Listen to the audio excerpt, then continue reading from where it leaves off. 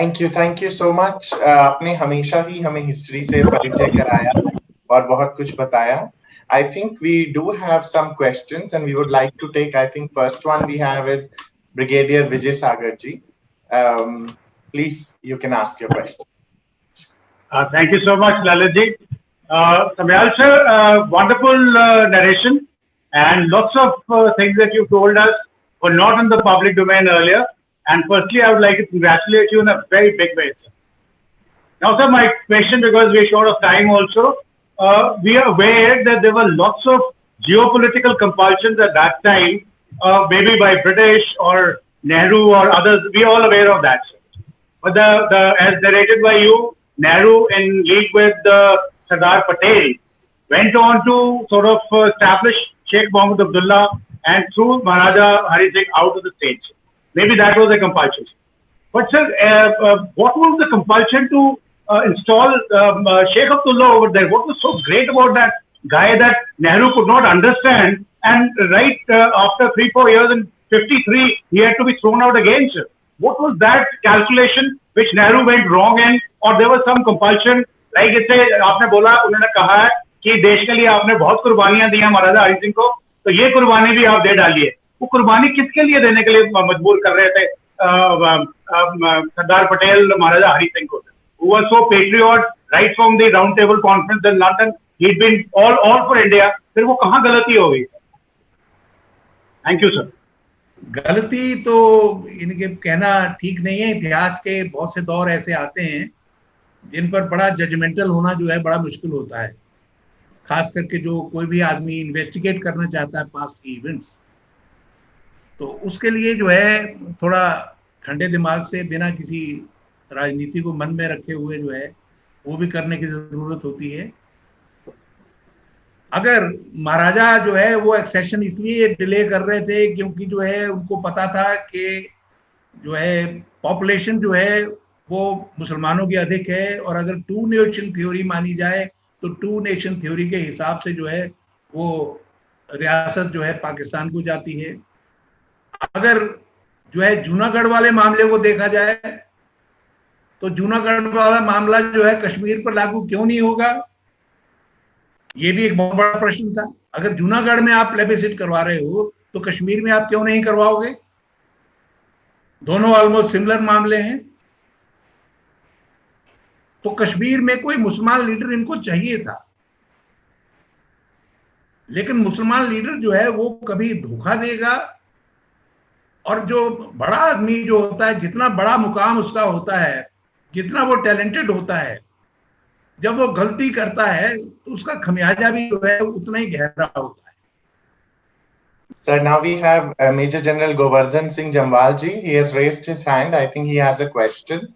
So Govardhan sir, you are unmuted. आप बोल सकते हैं। राहुल जी जयदेव, शुक्रिया। जयदेव और आज से बड़ा मजा आया थोड़ी सारी कहानी सुनने का। शायद कोई और इस तरह ने कहानी नहीं सुनाई सकता जेडी हरबंस जी जानते हैं। We are very grateful to you Harbans ji, ये जारी रखो ये बात। मैं सिर्फ एक बात ऐड करना चाहता हूँ कि ये अंग्रेजों ने फैसला किया था कि जम्मू कश्मीर पाकिस्तान को देनी है, और उसके लिए वो लॉर्ड इसमें चर्चिल का आदमी उन्होंने माउंटबेटन के साथ लगा दिया हुआ था। और जब माउंटबेटन श्रीनगर से गया तो वो पक्का उसको निश्चय हो गया कि महाराजा हरि सिंह पाकिस्तान को कभी नहीं जाएंगे।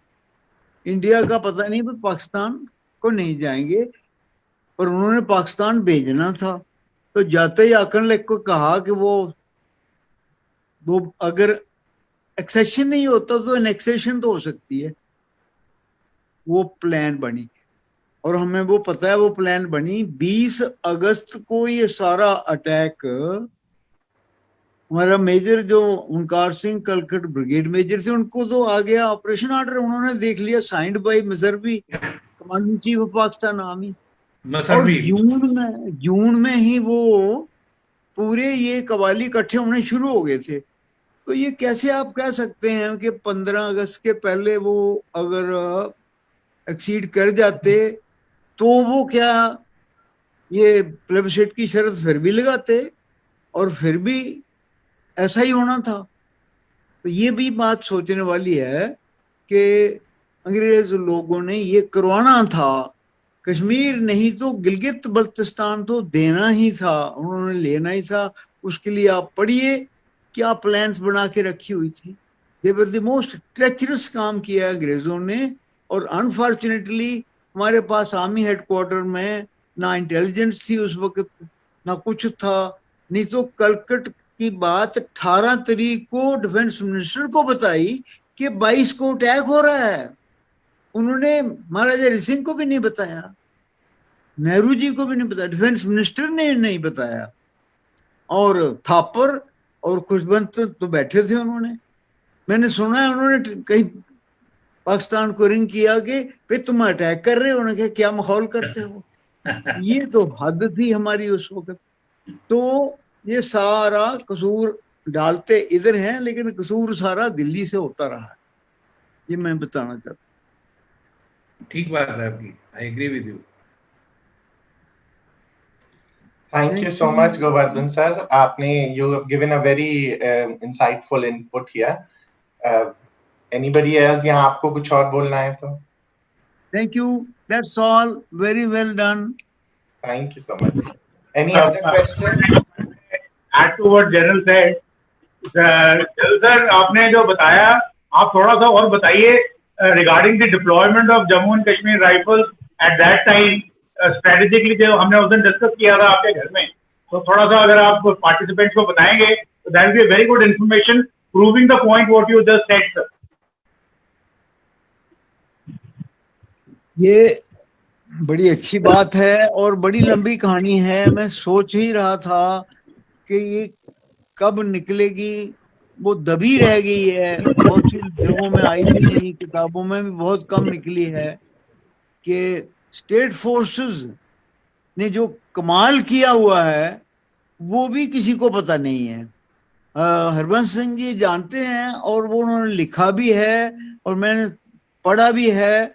मेरे ख्याल में इनके सिवा किसी ने अच्छी तरह से समझा भी नहीं कि कहाँ लखनपुर से लेकर वो लेह तक 12,000 कुल फोर्सेस थे और ये 650 मील का इलाका था और सब हॉस्टाइल था, आगे भी हॉस्टाइल, पीछे भी हॉस्टाइल, अंदर भी हॉस्टाइल। उसमें ये एक बड़ी बात थी कि स्कॉट उस वक्त हमारे चीफ ऑफ स्टाफ थे और वो भी अंग्रेज थे और वो भी चाहते थे कि महाराजा हरि सिंह पाकिस्तान को मिले या इंडिपेंडेंट रहे, इंडिया से नहीं मिले। तो उनकी जो डिप्लॉयमेंट उन्होंने सब की थी वो इस तरीके से उनको कन्विंस किया था कि इन्वेजन तो हो नहीं सकता। कोई भी नहीं मानता था कि इन्वेजन होगा पाकिस्तान कर भी, क्योंकि पाकिस्तान 15 अगस्त तक तो था ही नहीं। कौन सी फौज है वो जो 15 अगस्त में बंटवारे के बाद इकट्ठी हुए और 22 अक्टूबर को इन्वेजन कर दे। ये कभी उन्होंने सोचा नहीं था, या कम से कम महाराजा हरि सिंह को और हमारे फोर्सेस को ये यकीन दिलवा दिया था कि पाकिस्तान की तरफ से इन्वेजन नहीं हो सकता, ज्यादा से ज्यादा रेड्स हो सकते हैं, कम्युनल डिस्टर्बेंसेस हो सकती हैं, जत्थे आ सकते हैं।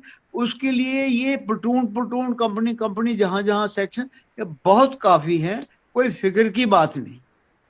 और एक पल्टन 9 जैक मेरी पल्टन वो रखी थी उन्होंने श्रीनगर में। अगर वो पल्टन उधर होती तो कश्मीर का मसला ही नहीं बनना था, लेकिन उसके लिए उन्होंने सोचा था कि उधर पुंछ के आगे रावलाकोट, पलंदरी, उन जगह जो हिंदू रहते थे, सिख फैमिलीज, उनको थ्रेट दिए गए और उनकी लेडीज को रेप करने के लिए बोला कि अगर आप यहाँ से नहीं जाओगे तो ये करेंगे, ताकि वो पलटन मंगवा ले। और वही बात स्कॉट ने किया, उनको कन्विंस किया कि वो हिंदुओं को बचाना जरूरी है। वो मेरी पलटन 9 जैक राइफल बड़ी ट्रेंड थी, वो फ्रंटियर में 3 साल नौकरी करके इन्हीं कबालियों को मार के आई थी। तो वो श्रीनगर से एंड ऑफ अगस्त में रावलाकोट पहुंच। कश्मीर में कुछ नहीं, पीछे कोई रिजर्व नहीं, और मुजफ्फराबाद में जो बटालियन लगी थी वो भी कैसे लगी थी, एक कंपनी कोहाला 40 किलोमीटर उधर, दूसरी कंपनी टिटवाल 40 किलोमीटर उधर। ऐसे थोड़ा डिफेंस होता है। ये सिर्फ लगी थी इंटरनल डिस्टर्बेंसेस के लिए, कम्युनल प्रॉब्लम्स के लिए। और हुआ क्या, इन्वेजन हो गया।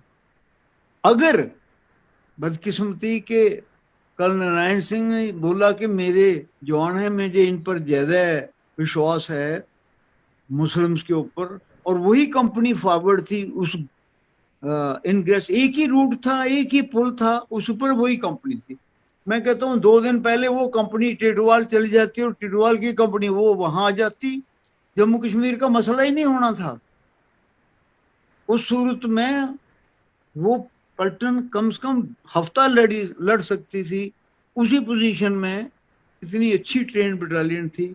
असली तो बात यह है कि ट्रेचरी हुई है हमारे साथ, और अपने ही जवानों ने अपने ही जवान रात को मार दिए, खत्म कर दिए। लड़ाई हुई नहीं मुजफ्फराबाद। अगर ये बात नहीं हो, अगर वो पलटन रहती, तो मैं आई कन्विंस्ड कि जम्मू कश्मीर का मसला ही नहीं हो सकता। फिर शायद इन आइसोलेशन गिलगित का होता, उसमें तब इंडियन आर्मी को वहां जाना पड़ता, कुछ इधर देते कुछ उधर जाते, स्टेट बच सकती थी।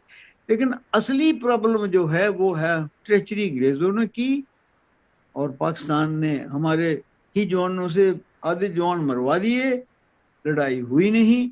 अगर फिर वहां ब्रिगेडियर राजेंद्र सिंह 100 आदमी लेके नहीं पहुंचते, गढ़ी की बैटल नहीं बनती अगर, तो कश्मीर नहीं बच सकता। गढ़ी जो 4 घंटे की बैटल हुई है, वो हैरान हो गया सारा पाकिस्तान की जो फौज आ रही थी। वो तो उनको बोला था अब तो है ही कोई नहीं, लीड उनको 4 जैक कर रही थी, मेरी पलटन की पूरे अफसर लीड कर रहे थे, दोनों तरफ एक ही स्टेट फोर्स से लड़ रहे थे।